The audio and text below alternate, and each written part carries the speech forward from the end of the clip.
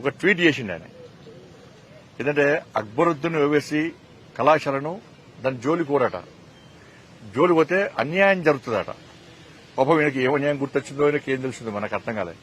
లేకుంటే ఆ అధికారి యొక్క సొంత నిర్ణయమా స్పష్టం చేయాల్సిన బాధ్యత రాష్ట్ర ప్రభుత్వం మీద ఉంది. ఎందుకు అక్బరుద్దీన్ కు కొమ్ములు ఏమన్నా ఎందుకు ఇవ్వాలి ఎగ్జామ్షన్ వాళ్ళకు?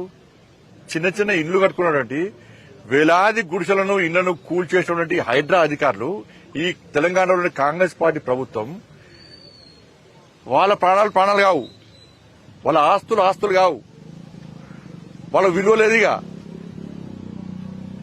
వాళ్ళేమో కూల్స్తారట, వాళ్ళకు నష్టం జరగదట, వాళ్ళ పట్ల మానవత్వం లేదట. వీళ్ళకు ఈ కాంగ్రెస్ పార్టీ ప్రభుత్వానికి అధికారులకు మానవత్వం లేదట. అక్బరుద్దీన్ ఓవైసీ కాలేజీలో మాత్రం 10,000 మంది స్టూడెంట్స్ ఉన్నారట.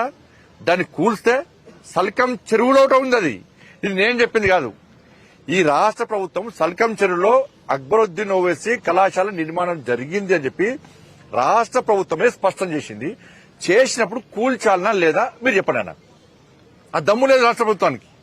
హైడ్రా విషయంలో ఎంఏం పార్టీ నాయకుల ఆస్తులకు ఎగ్జంప్షన్ ఇచ్చారా మీరు? వాళ్ళు కబ్జాలు చేసుకోవచ్చా?